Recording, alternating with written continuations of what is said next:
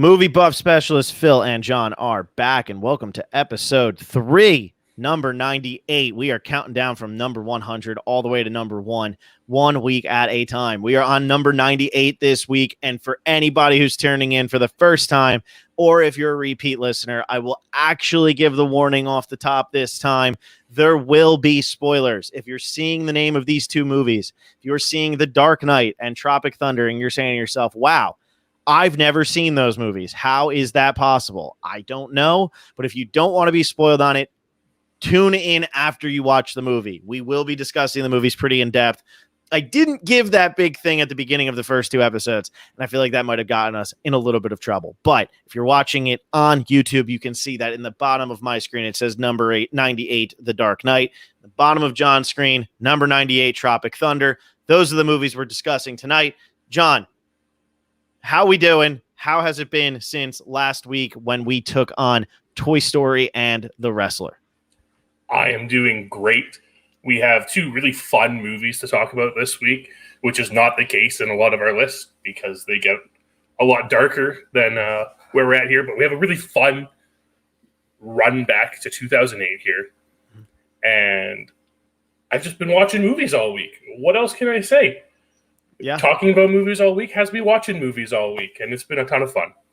Yeah, I love that in our first 3 episodes, we have talked about 3 movies from 2008, and I believe there's only one more in the entire podcast series that we will be doing, and that will be coming much, much later. But we've already talked about 3 movies from 2008. You would think it was our favorite year of film of all time, but in reality, it's just one of those things. We put them at the bottom of our top 100, and somehow they all just started piling out at the same time. So this is going to be a lot of fun, though. Like John said, this is a little bit more enjoyable, these 2 movies. When you look at the last 2 movies we did, Toy Story, obviously everybody loves Toy Story, and The Wrestler, pure depression, misery, unhappiness. The Descendants, not exactly the most uplifting movie of all time. And Les Mis, which for all the great music and everything in it, is ultimately an incredibly depressing movie. So 2 upbeat movies here. The Dark Knight's pretty much, as upbeat as a movie about like a murderer can be. But we're going to be starting off with Tropic Thunder tonight. So I do want to say, though, and I always kind of open it this way, John, I assume this was not the first time you saw either of these movies. So Dark Knight, I'm assuming you've seen a million times. Oh, of course. Absolutely. Tropic Thunder, I know that's your movie. So also several times. Good. Yeah. Good. Me as well. Not as much of an intro for those this time as the other movies where it's like, hey, this might actually be the first time. I think it was your first time seeing The Descendants and The Wrestler. Yep. So this is a little bit different. These are movies that we pretty much know inside and out. We're starting with Tropic Thunder. John's number 98, the movie famous for Robert Downey Jr. going in blackface. John, why does Tropic Thunder land at number 98 on your list? So when you look at my list as a whole, there are not a lot of comedy movies on there. I went through it, and there's like 9 movies you can classify as comedies in my entire top 100. And most of them kind of fall into the same category that Tropic Thunder does, of like the biting satire. I don't have any of those like slapstick comedies or anything. I have a couple Wes Anderson movies later on. But other than that, they're biting satires, darker looks at these aspects of life and reflecting on them through comedy.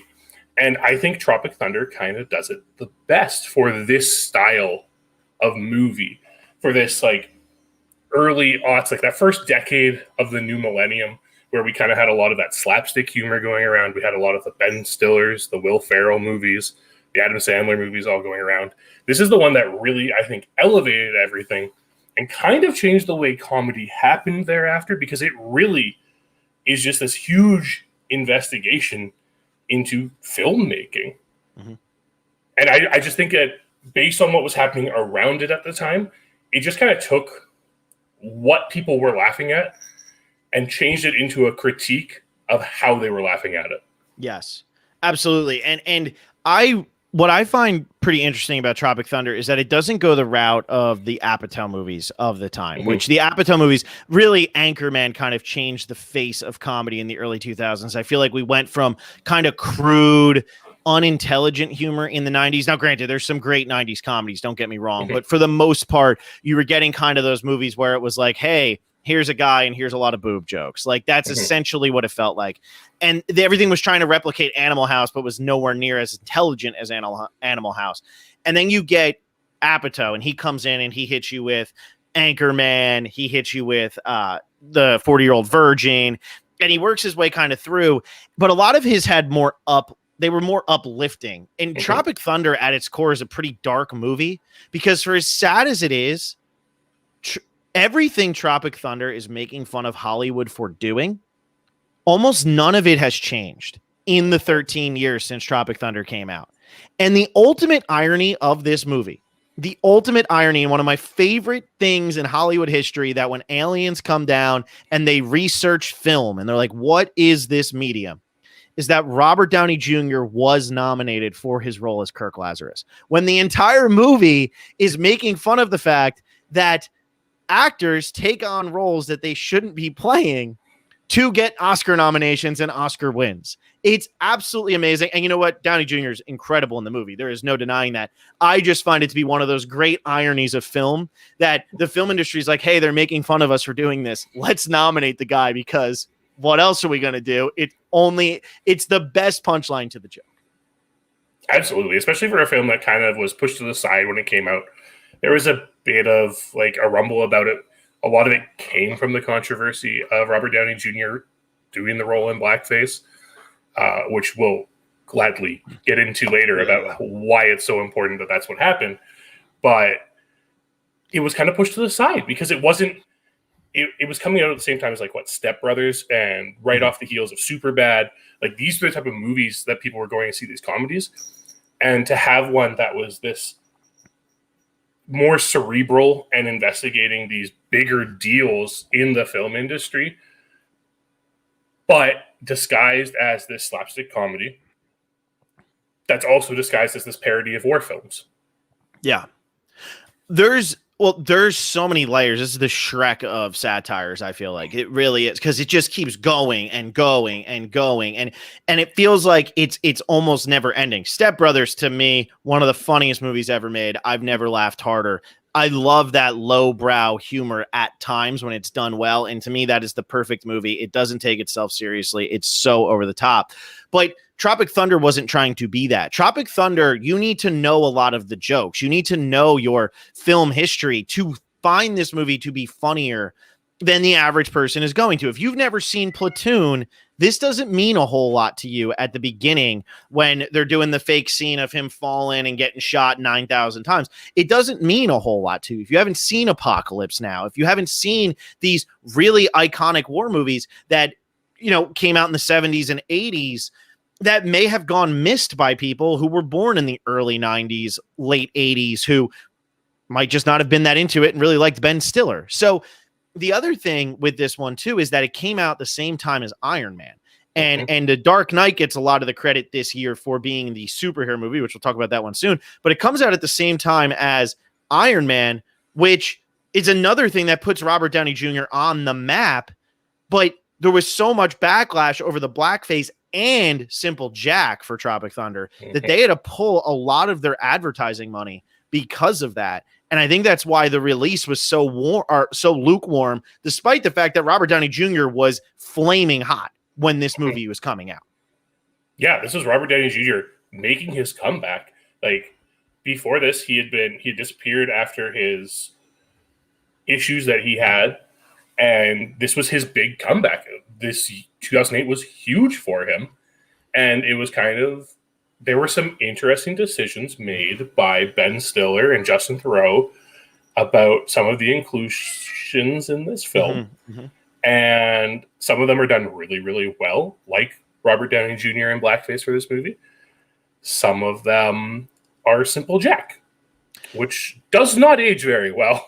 Well, but I think, for me, I think the point of Simple Jack is that it was never meant to age well. And what ultimately got them in trouble is that they had actually put up an ad campaign for this movie, acting as if Simple Jack was a real movie. And so it was all of that. And it was, just wholly inappropriate towards people with mental disabilities. And so the thing is that, yes, that's terrible P&A. That's a terrible decision.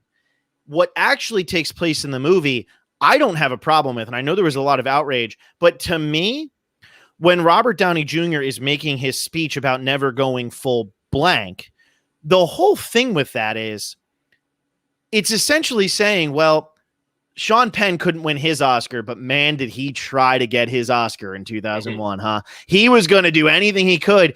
And you see that it's almost like every time a movie comes out with somebody with a mental disability, they're going to be nominated for an Oscar. They're going to win an Oscar. They're going to, and it's kind of the Tom Hanks effect, or I guess it's really Rain Man effect from Dustin Hoffman and Rain Man. But it just feels like every time that happens, you just assume.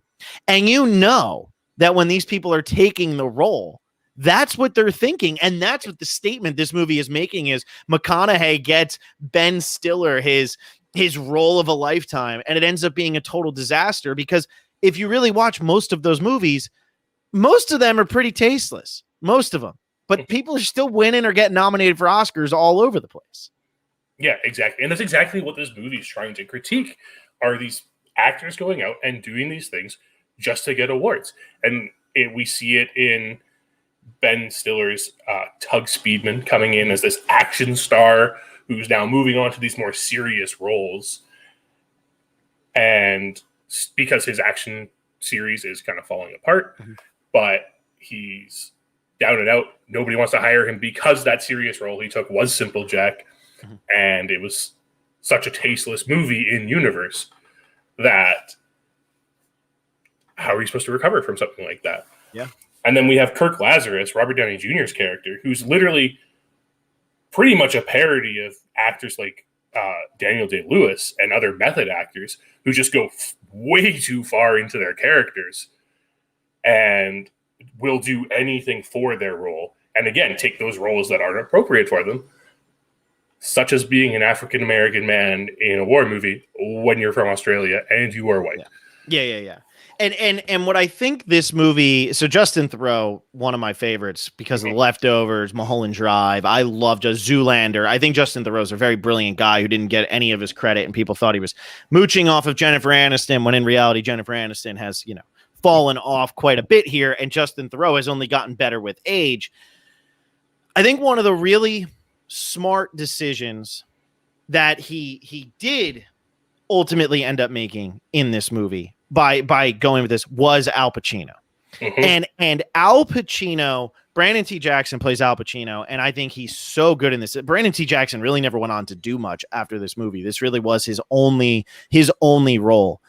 But I love that Al Pacino is that, what Ice Cube and Ice-T and Ludacris does in Crash, because this had come out after Crash. So he's like, look, all these rappers, we're now going to be movie stars. Here we come. And to put him against method acting Kirk Lazarus is so perfect because it leads to some of those great moments of, what do you mean, you people? What do you mean, you people? Like, and then you have other moments in there of them just arguing about it when Kirk Lazarus can't break character and is literally reciting like the history of his people. And Al Pacino's like, I'm going to kill you. Like, what is wrong with you? I think it's such a brilliant. Now, if Al Pacino's not in this movie, it's completely ridiculous. It does not work at all. Then it is offensive. But to have Al Pacino there to kind of be the voice of the audience that's like, this isn't right. I know what I'm watching isn't right. But also it's being addressed that like these things need to stop happening. I mean, every time I look at like when Eddie Redmayne wins for The Theory of Everything, I'm not saying go find somebody with ALS to play the role. I understand acting is acting. I'm never going to be one of those people who's like, oh, well, you should never, ever, ever take a role outside of your, able-bodied self. But it's like, as soon as he took that role, I was like, he's going to win the Oscar for it. Like it's just going to have Sean Penn beat Mickey Rourke this year in 2008 for playing a gay man. The reason he wins that Oscar is because he's playing out of character. And I love the Al Pacino guy who's out of character, just calling out all of the hypocrisy of this Kirk Lazarus and Hollywood in general. Yeah, and I think one of the best scenes from Brandon T. Jackson in this is during that scene where they're talking about like the history of Black people and everything. And he's just like, I auditioned for this role because there was a strong male Black leader and they gave it to a white guy. And it really just calls out Hollywood's trope of the white savior and how it's absolutely ridiculous when there is someone to play that role who suits the role. Yeah, right. I know. And this goes all the way back. I mean, you watch movies throughout Hollywood. I mean, they were casting white people to play whatever role they could. Now, some of them are tasteful. As tasteful as it can be now, looking back on it 60 years later, like Alec Guinness and Lawrence of Arabia. There is nothing offensive in that role. In reality, I mean, you look back on it now, you're like, hey, he's kind of doing brown face. It's like, yes, he is, but at the time, unfortunately, that's what they were doing, and at least it's tasteful. And then there's ones that come later on that are just flat out tasteless, and you don't really know about those because nobody's sitting down to watch those movies and then critique whatever garbage movie came out in the 80s with that person playing that role. So what gets me, though, is when McConaughey in this movie is talking about winning the Oscar. I think and how it's really political, and you got to pay all the people off and blah blah. That is how it works. Like that is 100% how it goes after having worked out there and seeing the behind the scenes of how this goes. And that's what always gets me with the hypocrisy is they will vote for Tom Hanks to win. And then 5 years later, they'll complain that the Oscars, which is the voting party of Hollywood, which pretty much everybody works in film, the Oscars, the evil Oscars, gave it to a man who might not have been doing the proper portrayal of that. And it's like, but 5 years ago, you voted for that. You can't now just make this Oscar man who doesn't exist say that. And it is so political, and it is just so who your friend is, that I love how much this movie calls out everything, and yet it's still got so much credit critically, and ultimately is nominated for, I think, just the one Oscar. Was it two? Did it get nominated for writing? I'm not 100% sure. I have to look this up. So anyway, that's my speech. That's exactly it. And we haven't even talked about Jack Black's character here either, who is that slapstick comedian with the ridiculous drug problem. And he's just there because he's just supposed to get laughs. And we see it. Although his character is kind of the more like traditionally slapstick character in this movie, we still see he's devastated by the fact that he thinks people don't actually like him and they just like farts.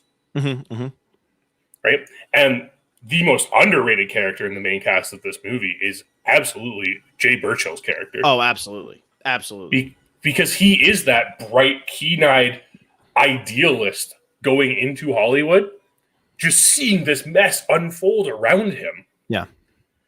And I mean, Jay Birchall's always underappreciated. Yeah, Man Seeking Woman, one of the great shows of all time. All time. Anybody who hasn't watched Man Seeking Woman, oh my God, he is so funny in that. But I do agree with you. Jack Black's character in this, obviously a rip on like Eddie Murphy, Tyler Perry, even going all the way back to like when Jerry Lewis used to do this kind of thing. Like, I'm going to put on a fat suit and you're going to laugh. Ha ha ha. We're farting. Ha ha ha. Like, it's so ridiculous. It's so over the top. And those people make their money. And then Mike Myers, when he did The Love Guru or whatever, it's like, well, yeah, of course that movie is not going to work. It's horrible. And I love that they choose to make this character the big drug addict character, because you can't do it with the method actor. And then Ben Stiller's character needs to be a little bit more of a straight man. Al Pacino, it's better that his hidden secret is that he's gay. So I love that they make it the guy who's like doing these comedy movies over the top, because really a lot of those, we see it all the time with the Saturday Night Live crew from the 80s and all that, Belushi, and they all were huge drug addicts. And as some of them have OD'd, some of them came clean, some of them relapsed. I mean, you see it all the time though. And to give that to, here's this incredibly untalented actor, and then here they are in this serious movie, serious. It's great because you see that all the time where somebody tries to change what they're known as in Hollywood and they fail miserably. Yeah, exactly. And like, that's where the genius in this movie comes from. And it's set up from the very opening sequence of this movie, where it's just trailers for these actors' movies.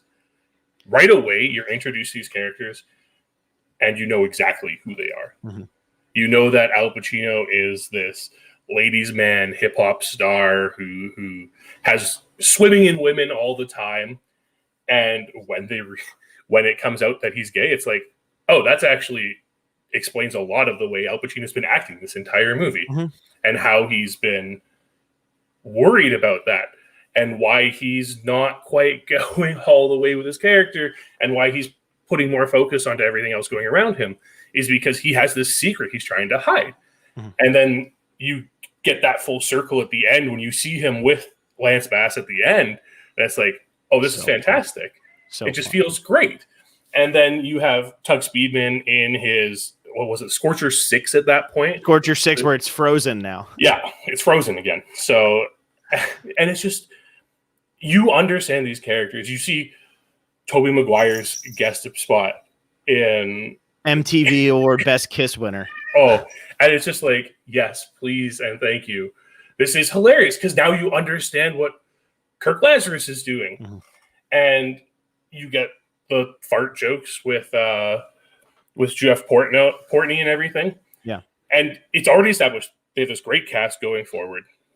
And then they have these great casts playing these fantastic actors in universe. And then they go and they add this supporting cast to this movie.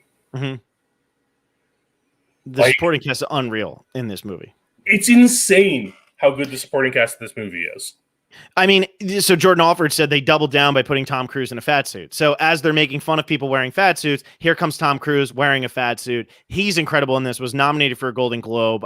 Everybody ends up losing Heath Ledger, obviously, which we'll talk about in a little bit. But that was the only things that were nominated for this movie. It had 2 Golden Globe nominations, Cruise and Downey Jr., and then Oscar nomination for Downey Jr.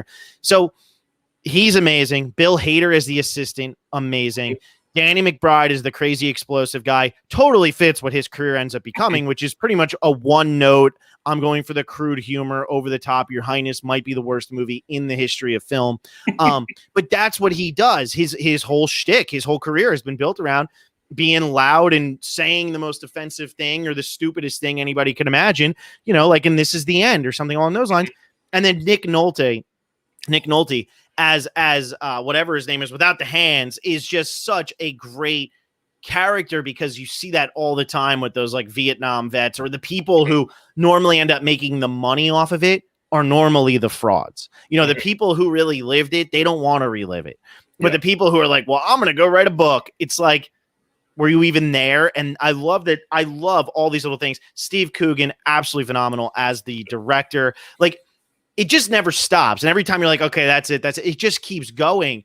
And what Justin Theroux and Ben Stiller do so well in this is they give every character their moment. With McConaughey and the TiVo, that running joke of the TiVo, which now, I mean, anybody born in 2000, do you even understand the TiVo joke? Like, I bet you don't, because TiVo was so short-lived. I barely understand the TiVo joke. But all those little things, that all those little characters that just have their big moments, it's awesome. And it's all stereotypes of Hollywood. The agent who literally could give a shit as long as you make him money, but he's going to pretend he's your best friend. You know, what's his name? He's Tom Cruise is essentially playing, I always forget his name, and it's so annoying that I forget his name. He does all the Wes Anderson movies. I'm going to look him up so that I know, but they are all real people. They blame it on Steve Coogan because Steve Coogan's the new director and he can't find his ass. It's amazing. Yeah, exactly. And that's how this movie lands for someone who enjoys watching movies.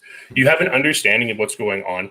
You see that, yes, there's this slapstick comedy as it's guised as this war epic with all those callbacks to Platoon and Apocalypse Now, and the ridiculousness of when they actually finally get captured in this opium den, essentially, and the appreciation of Tug Speedman there as Simple Jack, because it's like the only movie they have. And I mean, Phil, you used to do distribution for Asia, right? When you were working in film? Yeah, I did. And what's funny to me is what I love about this joke. Yes, I did used to do distribution for, they wouldn't quite get just that DVD. That's for sure. Of course. But what I love about this is we're coming off the Super Bowl as we're doing this episode. And so while we're coming off the Super Bowl, what ends up happening to all of the gear that nobody's going to use? All the Kansas City Chiefs Super Bowl champions, it gets sent over there. That's essentially what they're saying happened with Simple Jack, is it was such a useless piece of crap to the American market that nobody was going to watch it. So they just sent it on over to Asia, and somebody probably found it in like a $1 bin the one day they went into town. And that's what it is. And I love that little like subtlety of that, of how would they get that movie? Because nobody in America wanted it. And I think that's another statement that they're trying to make, is like, oh, now they get our garbage and they supply our guy with his drugs. Like, it's so good. And not for nothing, I think it's Steve, who I forget what his last name is, but the kid in this is so funny. He plays that role so well. And I love how straight faced he keeps all of it, because man, that is not an easy role to pull off when you're dealing with these A-list actors and you're just pure satire. Yeah, exactly. So everything there. And the other nice thing is that they do tend to approach this movie with as little racial stereotypes as possible, which is really nice for a movie that's set in, I mean, they get lost in Myanmar or Laos or somewhere. They don't even know where they are. They don't know where they are. One of my favorite parts, yeah. But the fact that they try to keep out the racial stereotypes as much. I mean, yes, Robert Downey Jr.'s character goes in and he's saying that his rice paddy or poppy fields is where he's working and stuff, but that's just the agriculture of the area. And Kirk Lazarus is, as he comes to terms with later, is a racist. Like, he's an ass. Yes. And so him saying that's in the mind of Kirk Lazarus, the dude playing the dude disguised as another dude. And when Kirk Lazarus starts saying things about black culture and things like that, it's immediately shot down by Al Pacino, because it's so ridiculous. Like, it's so over the top. That's when they really do the stereotypes. And it's always shot down by Al Pacino, who's like, oh, is that how we talk? Is that what we go to? And I love like those little interactions, because so many times you see it in a movie and you're just like, no one's going to call that out, huh? Like, that's really how that goes. Huh? Like, it's so many of the movies of like the late 90s, early 2000s that were trying to be PC and whatnot were just so over the top that they're unrealistic in what their expectation is. And in fact, they come across more demeaning than positive. And I think that this one found a really nice way to toe that line for the most part. Yeah, I agree. And it's been really interesting seeing on social media how this movie's kind of been making the rounds again on Twitter and everything, because a lot of people are dredging it up and being like, oh, Robert Downey Jr. is using blackface and stuff in the movie. But a lot of people are talking about that without understanding the purpose of the blackface in that movie. It's not acceptable to use blackface, but that's what this movie is trying to say, is that these actors, these method actors, these people who are willing to go into a role that they don't suit and to do these racial stereotypes and stuff in order to win an award is not acceptable. Yeah.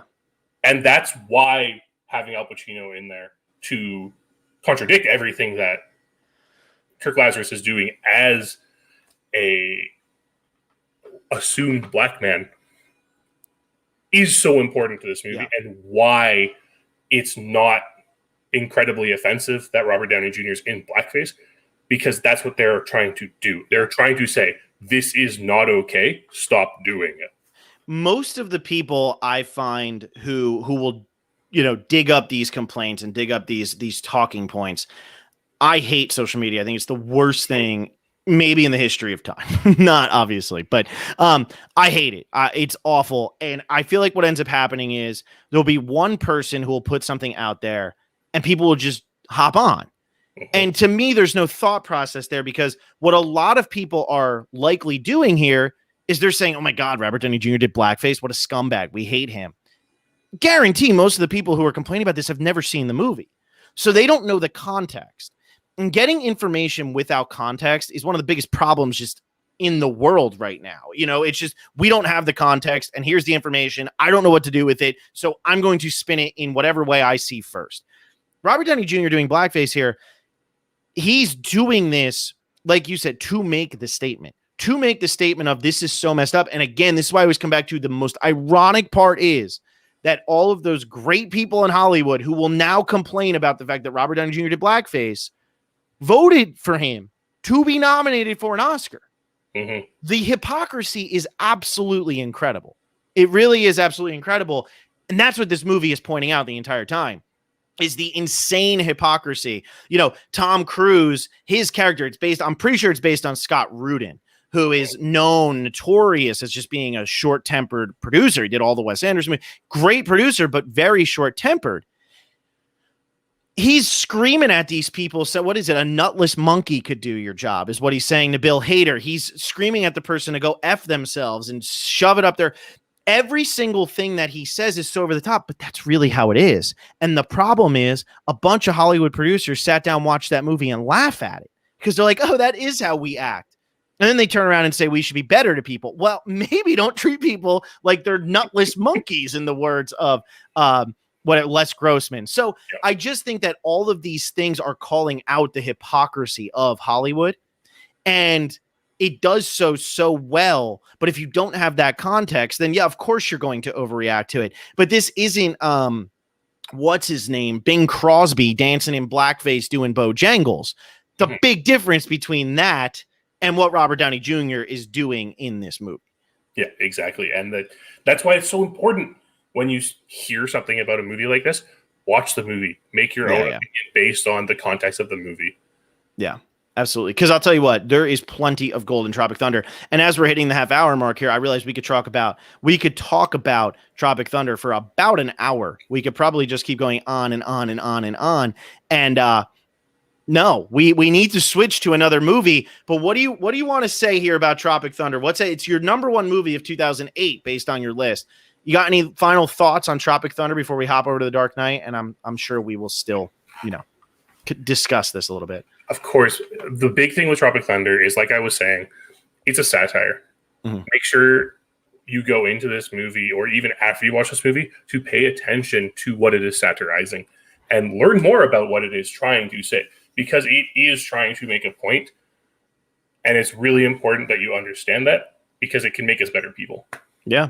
It's one of those movies that sometimes comedies are the truest look, right? And if you can make people laugh and say, "Huh, how about that?"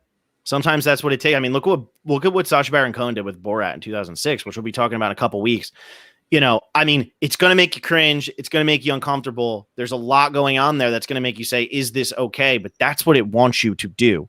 And remember that as you're saying, "Is this okay?" They're not rubbing your face in it and saying, ha ha, look what we can get away with. Every moment of that movie, there's purpose to. And yet still, as movie history goes on, people, like I said, this is the same year. Tropic Thunder comes out. It's the same year Sean Penn wins an Oscar for playing Harvey Milk. Mm-hmm. Sean Penn is not a gay man. He wins the Oscar for playing Harvey Milk, mainly because he put on the accent and he played a gay politician. Like, it really is that. He beats Mickey Rourke, who essentially plays himself. Mickey Rourke didn't go against type. Sean Penn did, proving Tropic Thunder once again. We'll check mark there for Tropic Thunder being right. And also Tug Speedman wins his Oscar, which is what is most important. But speaking of Oscars, we're going to go to my number 98 here, a movie that is not on John's list, which I was kind of surprised at, but I'm sure we'll talk about that. I just figured this would be a movie that's on most people's top 100 list just because of when it came out in our lifetimes and kind of what it stood for. But a movie that pretty much broke the Oscars in numerous ways. Best known for Heath Ledger's performance, which he won the posthumous Oscar for. But The Dark Knight, my favorite superhero movie by about 5 million.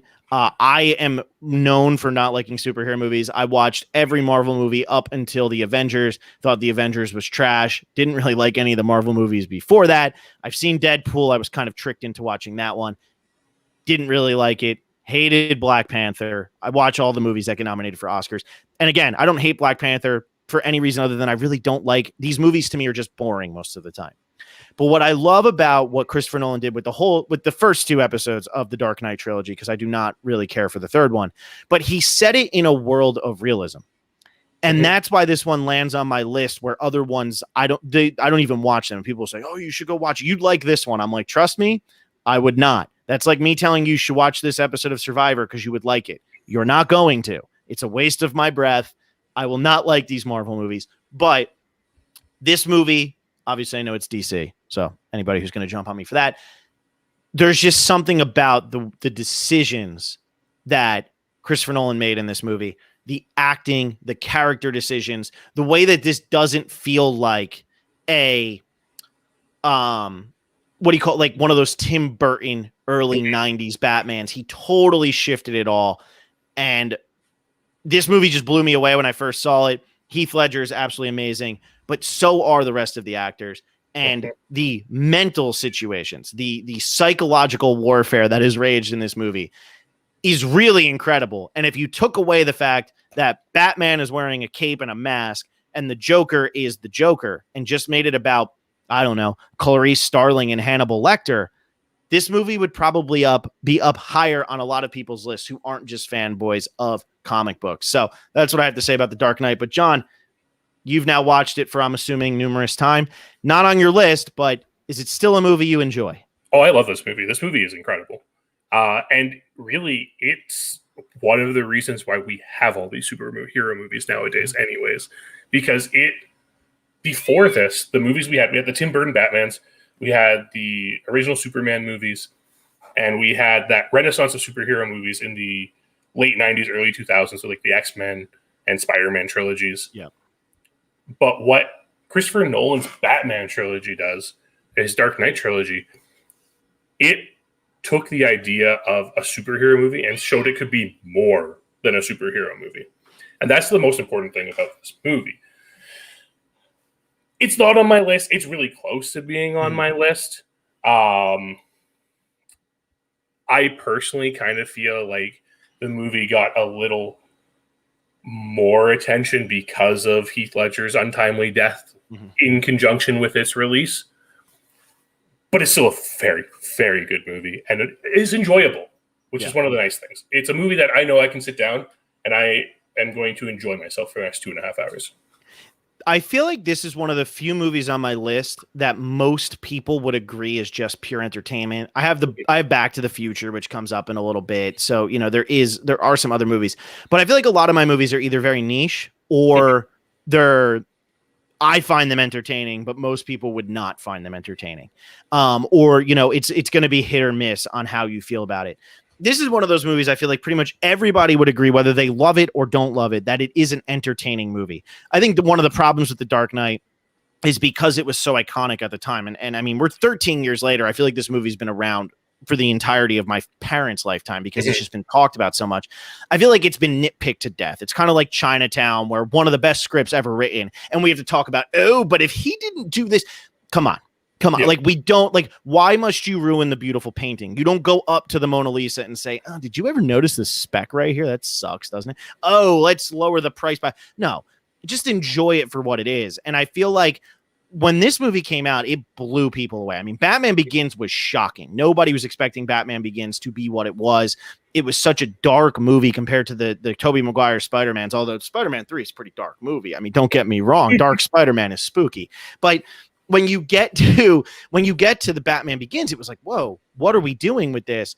And then the Dark Knight just caught people by such surprise because, I mean, you have a villain where the situations the villain is putting people in, they're straight out of classic, you know, serial killer, crime movie, documentary type situations. You think about all of them. I'm going to blow up a hospital every hour that this person is still alive. Okay, that's a this or that. You know, it's all the game theory thing where it's like, well, if I do this, what do I do with that? You have to blow up their boat before they blow up your boat, or at midnight I blow you both up. It's insane. I mean, there's so many of those moments throughout this movie, and at the end of the day, it's a Batman movie. And this is a movie that could easily drop off my list in, you know, the next 5 years or so whenever I decide to update my list. But it will always be one of those movies that I just hold dear to me where I'm like, yeah, they did that with Batman. Like they decided to go there with a Batman movie. And now they try to do that, I feel like, with some of the Marvel movies, with some of the ones I've seen or heard about all the tricky situations and stuff. But the stakes don't feel real to me. And that's why I stopped watching them, was because it just didn't feel real. And when I sat down and watched Black Panther, I was like, the stakes don't feel real to me. Like it doesn't click for me. So yeah, that's what I say about that. Yeah, because one of the things with superhero movies is, well, when we're watching a movie, we really have one of the ways I evaluate is how much do I have to suspend, like how much suspension of disbelief do I need to put into this movie to believe it? And whereas some of these more fantastical superheroes, you have to put quite a lot of your disbelief suspended. The Dark Knight's not one of them. And that's because it's rooted in realism. We don't have a single person with superpowers in this movie. Realistically, anything in this movie could happen. Hopefully not, because a lot of things in this movie are terrible. Yeah. But realistically, it's all possible. Yeah. If you had enough money, you could be a mass vigilante and have military-grade equipment to go hunt thugs in the streets of the city you live in. Yeah. You could be a deranged homicidal maniac who plans to thwart that exact vigilante. It's crazy because it's not. Because it is still so possible. Well, and I think too, I mean, so many people have really, I mean, if you know, in this day and age, you turn to politics so much more now just because there hasn't been much else to turn to. And for anybody listening to this 5 years from now, we're recording this in February of 2021. So that's kind of why I'm saying that. But, you know, Nestor Carbonell's character is the mayor. You have the police commissioner. Jim Gordon is, I mean, Gary Oldman is so underrated in this movie. He's so underrated as a Jim Gordon. It's absolutely criminal.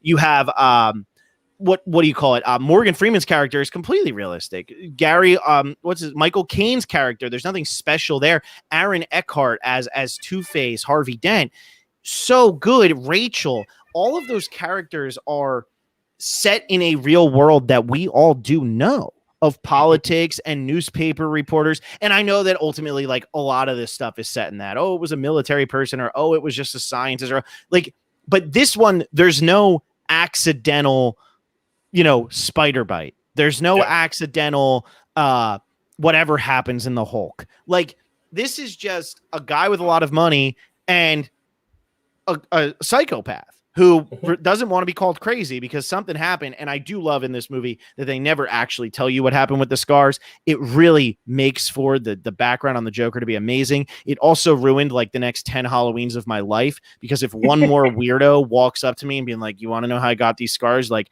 stop. You're not an actor. You're bad at acting. You're wearing a Halloween costume. Just be happy you're wearing the Halloween costume and stop trying to ruin my night. But I think they did a really good job with all of that. And just going to the first scene of the movie, it's one of the best bank heists ever filmed. Yeah, absolutely. And not to mention Nolan's decision not to have Batman in it. Yeah. Yep. Like, you get this hint when it's like, oh, that's strange. It's not calling out to 911. It's calling out to a private number.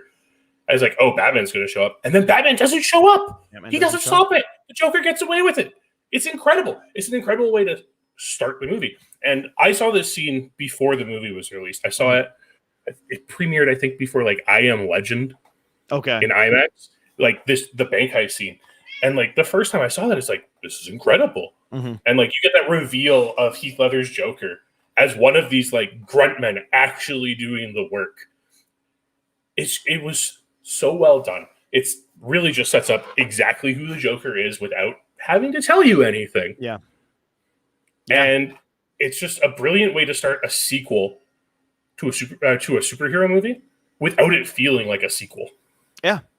And not only that, it doesn't even feel like it doesn't feel like a superhero movie, because you're like, oh, there's a bank robbery. Like, think about how many movies throughout film history have started with a bank robbery, or have started with some sort of crime that, okay, now somebody needs to figure out that crime. That happens all the time. That's a trope, but not in superhero movies. Not to set it that way where it's like, oh, you're never going, like, Batman's not going to show up and save the day. No, the bad guy gets away, but it's a superhero movie. And then you find out that people are actually still mad with Batman because of what's going on. And it feels ridiculous to talk about in terms of like taking it super seriously and saying, you know, in this real world, people are talking about Batman and what it is. But that's the fact that you almost want to call him Bruce Wayne for most of the movie, because he deserves to be taken more seriously than what Batman stood for before this, than the Adam West Batman. You know what I mean? Like, he almost deserves to be taken more seriously than that. And he doesn't really seem all that bothered by what's going on, because he's just trying to keep the other wannabe Batmans from, you know, doing stupid stuff and getting themselves into trouble. It's so well thought out. And when you get this iconic performance from Heath Ledger as well, that also helps because you've created this villain right off the bat where everybody dies except for him. Oh, I'm supposed to kill the bus driver. Oh, and then the bus driver runs him over, and it's like, oh, okay. Goes in, kills him, gets in, and drives away. You know everything you need to know about this villain, even though we know who the Joker is. We've seen Jack Nicholson's, we've read the comic books, we've seen it on TV. We've never seen it quite like that. And we know everything and how well thought out everything is going to be, and that this is going to be a competition for Batman, who's got to deal with all this other crap that's going on. Mm-hmm. And it just sets up the Joker as, because the Joker seems so sporadic. He seems eccentric going out there, but he's so calculated at the same time. He had every single part of that heist planned out so that everyone properly killed everyone, so he was the only one leaving. And then further on, when the whole Harvey Dent kidnapping happens, that's also incredibly. Don't think about how intrinsic that had to be, like, and specific every detail in that sequence had to go for it to end the way it did. Because that's kind of the suspension of disbelief we do need for this movie. Yeah. But and that's what gets nitpicked. Mm-hmm, exactly. And that's where we're at with this movie, is like, we're nitpicking, oh, but how could the Joker count on this person who was dead not being dead? Mm-hmm. And it's like, did it really matter that Gordon was there? Because I'm pretty sure any cop would have taken him to jail. Yeah, that's exactly it.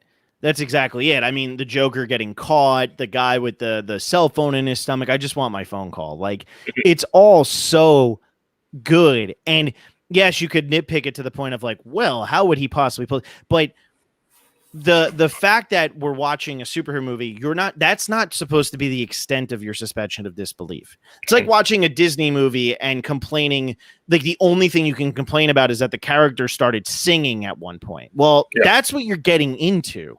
And that doesn't mean I'm going to be totally forgiving of every movie with their plot holes and whatever, but this movie really doesn't have them unless you search for them.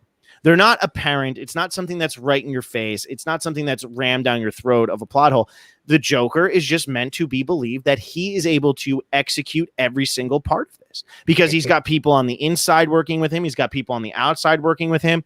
He has all the knowledge he could possibly need because he just has a way with it.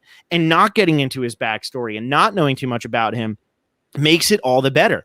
I liked Joker. I did see Joker and I did like it, but I personally think that if you start to think about that movie at all while watching this, it actually takes away from this movie. And I know they're not in the same world and all of that, but it does take away from it because it's like, oh, well, the Joker's just a normal guy. I'd rather just think that there is no backstory to this guy. This guy just appeared. Kind of like John Doe in Seven. He's just there. That's what I want to think. Well, and that at this point in 2008, that was the Joker. The Joker didn't have a backstory. He infamously did not have a backstory. And that was one of the things. It's like, and then you hear him talking about how he got these scars, and you're like, oh, well, that's an interesting backstory. But then there comes the second time he talks about how he got the scars, and it's different. And you're like, oh, that's not true. Mm-hmm. Oh, you're lying to us. And the whole point it's trying to make is that it doesn't matter. Yeah. It just doesn't matter what happened before this point. What's happening now is the important thing. Yeah. Yeah, and this happens a lot throughout film history where they get a great villain, and the beauty is we don't know much about them. You know, that's the beauty of Hannibal Lecter. We don't know much about him. So let's make Hannibal. Okay. I'll just thanks a lot, guys. Thanks for ruining Hannibal Lecter. You know, and that's the one that talking about 2000 Hannibal and not the incredible NBC series, right? Yes. You know, no. I'm not talking about the Nick Antosca series. No. I'm talking about the fact that they make the Silence of the Lambs. They're like, hey, we need to make money. Let's get Anthony Hopkins to reprise it and let's tell a little bit of story. And then let's make like Hannibal Rising or whatever that movie. Not Hannibal. What was it called? It wasn't Hannibal. Hannibal Rising was something else. Hannibal Rising was the fourth one. There was Red Dragon before that. Red Dragon. Another one. Only thing good about that movie is when the guy's on fire. But then you have Hannibal Rising. Let's get into all of the backstory of Hannibal Lecter to completely remove all of what makes him scary. And what makes him scary is that we don't know who he is or what he is. And that's what's so good about the Joker in this. What makes him so scary is you see his face one time. You see his face one time, and it's when he's disguised as a police officer, and it's creepy. It's weird because you're like, ooh, he does look like weird still without the makeup on. And Heath Ledger was a very good looking guy, so it's not easy to do. And so when that happens, you're like, I'm like uneasy with this. How is he able to navigate this all so easily? How is he able to create the chaos? Like Jordan Alford says here, he's a force of nature. Like, how is he able to do all of this and plant all these bombs and make all this happen? That's what adds to his, what is so exciting about this movie. And I love those decisions. And I feel that sometimes now, in whether it's superhero movie or regular movie, because I haven't seen many superhero movies, but they try to humanize the villain too much. And sometimes that takes away from what it is that ultimately makes villains scary in the first place, is that, what does Kaiser Soze say? Who is Kaiser's? Like, that's what makes it scary. And Nolan did a great job with that in this one. And I know that there were plans to do more of it in the third one, but ultimately with Ledger's death, they didn't want to reprise the role. And that's kind of why it's thrown together with just weird stuff at the beginning of The Dark Knight Rises. Just weird. Yeah, but they also made the decision to include Batman still not killing the Joker. Mm-hmm. It's a very important thing. And this might be shocking to newer Batman fans. But at this point, Batman didn't kill people. And it was really important that despite everything the Joker did, Batman still did not kill the Joker because it is his moral code. That's why it was so weird when you get into that. The first time you see Batman in this movie, it's not actually Batman, it's one of the imposters, and he's holding a shotgun, and you're like, Batman doesn't use guns. What's going on? Cillian Murphy says that. That's not him. And like, that's so important. And it kind of gets lost because of these newer Batman movies, because of the Zack Snyder Batman and everything. But back then, Batman doesn't kill. It's his one rule. Mm-hmm. He doesn't care how terrible the villains he's opposing are. He does not kill. He has faith in the justice system and it properly incarcerating people and punishing them for their misdeeds. Yeah. And yeah, I haven't seen any of the Zack Snyder ones. Shocking. I'm sure they're wonderful. But no, I know. Oh, trust me. I've heard. And I love when people will tell me I should watch it because it's so bad. And I'm like, no, see, I will watch a movie that's so bad it's good. But a lot of these movies are just so bad, in my opinion, that they're bad. Like, I don't get enjoyment from watching them. I understand why people do enjoy most superhero movies, but I just personally don't enjoy them. So I'm like, no, I'm not going to waste. These movies are like 3 hours long half the time. I'm not going to sit down for 3 hours and be like, well, boy, did I enjoy. Like, I didn't like a single minute of my life there, but I sat down and watched anyway. Like, that's just not the mentality I have. So when it comes to, this one, I love the moral code of Batman. And I love that that's a big thing in the movie, because ultimately we want our heroes to have that decision. And one of the best scenes in the movie, and it's become another one of those just iconic moments, is the hit me scene, because that is the moment where all he has to do is run him over and it's over. And nobody's going to give him a hard time for running him over. He's actually going to be viewed as a hero for killing the Joker. He will be viewed as a hero if he runs the Joker over in that moment, but he still can't do it. He still can't do it. And having all this buildup of that moral compass, and how the Joker's like, come on, man, if you do it, I'm going to be so satisfied. Like, please. You hear him laughing with glee after Batman throws him out the window, and he still can't do it. That's what makes for captivating movies, not the explosions and the chases. Yes, those are fun and all of that, but they're fun too because it's being manipulated to work in the favor of the Joker when they're trying to transport Harvey Dent and all of that. Otherwise, it is what it is. It's those kinds of moments where all the Joker wants is to be run over, and you can't even fathom why would he want to be run over? Because he wants to prove that Batman will go there, and if Batman goes there, great, he got him to go there. It's fantastic psychological writing, and it really works. And it's why this movie's my number 98. Yeah, and I mean, we've talked so much about the Joker. We haven't barely even touched on Harvey Dent's character, and the fact that the three characters of Batman, Harvey Dent, and the Joker kind of make this trinity of Harvey Dent is our hero. He is the most righteous person in this entire thing. And we have Batman, who's our vigilante, who's also very righteous. And we see them both come to a moment where they have to make a decision, and they make opposite decisions. Yeah. And they go down these different paths. And that is some of the best part of this movie to me. And I feel so sorry for Aaron Eckhart that all the attention is on Heath Ledger in this movie, because Aaron Eckhart also kills it in this movie. Kills it. He plays a completely different role, and ultimately villains always end up getting more love. You know, I always think like Javier Bardem versus Tommy Lee Jones. Javier Bardem always gets the love because it's weird, it's scary, it's different. And that's what I think happened here. That's what I think ultimately happened was, I mean, look, Heath Ledger was going to win this Oscar. There was no way he wasn't going to win this Oscar. I think even if he hadn't died, I think he still wins this Oscar, because this is one of the most iconic roles, and it came out in 2008. It's 13 years old, and it's so iconic. Like, it is up there amongst, you know, the most iconic roles in film history, because people will never stop talking about it. There's something to be said for that. Now, does the fact that he died have something to do with that? I do believe it does, but I still think people would have been talking about it anyway. Aaron Eckhart, with his dimpled chin and perfect smile, the White Knight, he plays it to a T. And what's really surprising to me is how Aaron Eckhart has kind of fallen off in the world of film. Like, he was Thank You for Smoking, this movie, and he's kind of just disappeared. And I don't know what it is about him, because he's a good looking guy. He's a really good actor, but he doesn't come around all that often.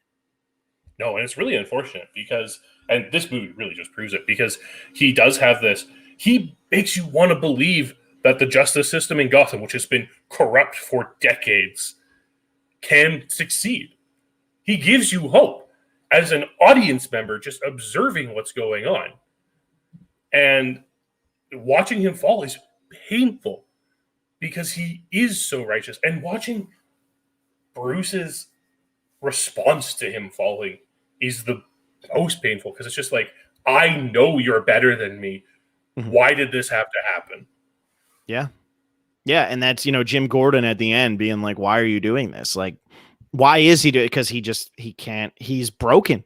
Everything is broken. And therefore he's just going to go all in on it. It's sad. And it never ends. But I think ultimately, every decision that, you know, Nolan made in terms of writing and shot, flipping over the semi truck, I remember that was one of the most massive moments in film history. He really does that.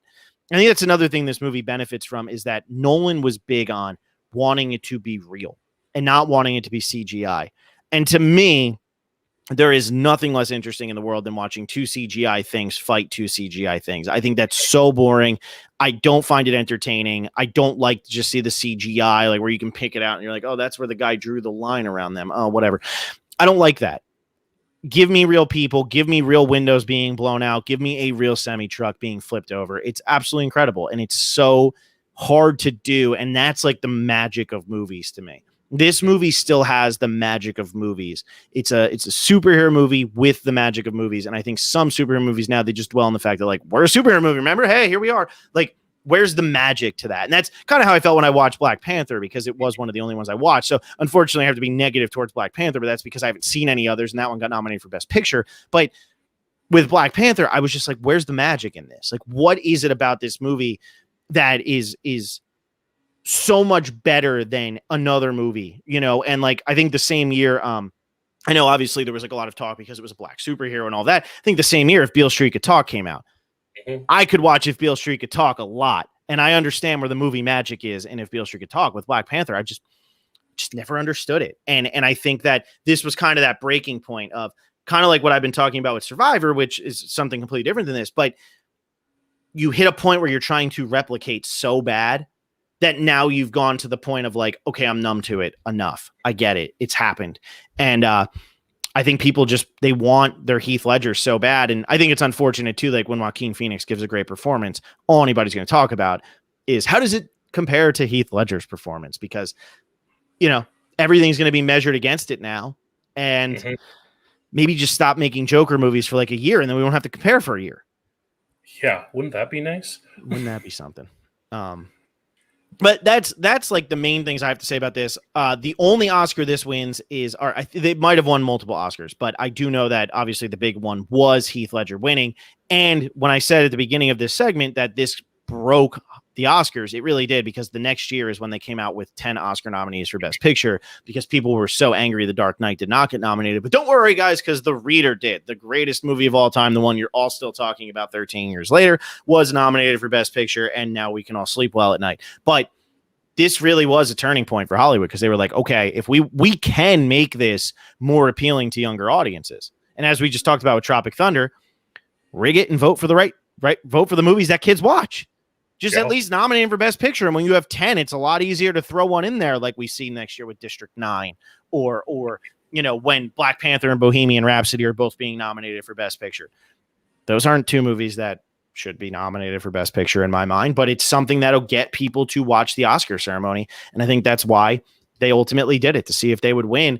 The Dark Knight was their first time of really realizing, like, hey, there's something here. Like, people want to watch this, and they want to have a rooting interest. And if we keep putting up movies in a year where you had great movies like Tropic Thunder and Wall-E and The Wrestler, which is obviously a smaller movie, and The Dark Knight, and you're nominating movies like The Reader, Milk, Frost Nixon, Slumdog Millionaire, and I can't remember the other one.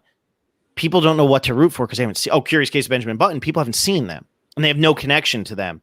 And The Dark Knight really did change that. It really did change that perception, because people were like, you guys start taking these movies more seriously and give us what we want, because we're tired of you guys just, stroking your own egos and giving Oscars to the same people every year because you're friends with them. Yeah, exactly. And like I said, when we opened the segment, The Dark Knight just changed the way movies were viewed. Like 2008 was so big for movies, not because it had the best movies. Arguably, it was one of the worst year for movies considering the year that preceded it. Yeah. But it did so much for the way we view movies, because these big Hollywood blockbusters could still be artistic movies. And Christopher Nolan, despite the fact that he might be one of the most overrated directors in all of Hollywood, came out, showed what you could do with a movie concept, and still have people come to watch it. Yeah. Yeah. And this was really when he became known for his, his cerebral action movies. This was really the turning point for him. Memento, obviously a completely different movie, something that I think is a masterpiece and I have on my list. The Prestige, which I think was garbage, came out before this, and a lot of people were into that because of like what was going, or I think it came out right after Batman Begins, and that was when people started to be like, oh, look what this guy's doing, and then this really solidified it, and then it was Inception and Interstellar and all of that, where it was like, look at these movies he makes, oh my god. But you know what? I always say with Christopher Nolan, the day he wins his Oscar, I don't care what the movie is, I will be happy for him, because he has been dismissed. So he's been dismissed enough times, in my opinion, that he deserves his honorary Oscar, and then he'll screw over somebody else, and I'll be super mad that person didn't win, and I'll be happy when they finally win theirs, because a movie like Memento, he doesn't even get nominated for it. I personally really, really like. Interstellar, but I know a lot of people don't, but it has its moments. And Jordan Alford says, I'd argue a lot that Black Panther is an artistic movie. I would listen to the argument. Like, I'm not opposed to listening to the arguments on these movies. It's just, for me, I don't get them. I don't really like them. And that's why it's so amazing that The Dark Knight even makes it on here. And like I said, unfortunately, Black Panther gets the wrath here today, because it's the only one I've seen other than Deadpool since 2011, 2012. So that's why it's kind of getting the wrath, because I just swore them off after the Avengers and they had to go nominate Black Panther. So I had to go watch it, and that was a frustrating one, because I sat down and I was like, I'm not going to like this movie. And then like, I probably didn't give it a chance, but then I didn't like it. And I was like, all right, like I need to be done with that. But that's our number 98. Heath Ledger, iconic there. So why not talk about him again next week? Right, John? Yeah, I mean, I go on and say that I don't have any comedy movies on our list, and we hit up Heath Ledger's classic comedy movie, A Knight's Tale, next week. Yeah, and don't worry, everybody, if you're tired of the happiness, enjoying your life, I will be talking about Shame, and I will give my warning now for anybody listening. Shame, if you have not seen it, is gratuitous in every sense of the word. It's an NC-17 movie. It never had that rating lowered. Unlike with Blue Valentine, they did not want to fight to get it lowered, because they knew they weren't even close. Steve McQueen really solidified himself amongst Hollywood with this one. But if you're offended by nudity, do not watch this movie. If you're offended by gratuitous blood, do not watch this movie. There are some very, very disturbing moments. So that's my warning to everybody, but that is what we will be talking about next week. The only NC-17 movie I believe that is on either one of our lists. So don't worry, everybody, but it is one of those movies that should come with a warning, and it does come with a warning because it is not The Dark Knight and it is not Tropic Thunder. John, this was fun. I think we did a good job discussing these two movies. This will probably be our most panned episode because it is us discussing the two most popular movies of our lists, or at least the first. I think maybe the only time other than when we have Back to the Future, but maybe the only time where we have two very popular movies at the same time. So probably be our most panned episode. But I had fun doing it, and at the end of the day, that's all that really matters, right? Absolutely. And we're here for you guys. If you guys have any comments you want to make, please feel free to start filling up that YouTube comment chat, and we will gladly take looks at them and start answering the questions you have and engaging with you guys, because we just love hearing what you guys have to think too. Yes. So like the video, subscribe to the channel, comment, get us out there as much as possible. If you're enjoying this, we're just trying to be there for movie fans. You might not always agree with us, but hey, that's the beauty of Top 100 lists. That's the beauty of movies. We're not always supposed to agree with each other. So we'll see you next week with our number 97, Night's Tale and Shame, the NC-17 movie for 2011. Enjoy your week, everybody. And if you watch Shame, enjoy next week because you're not going to enjoy this one. I will see you all next week. Goodbye.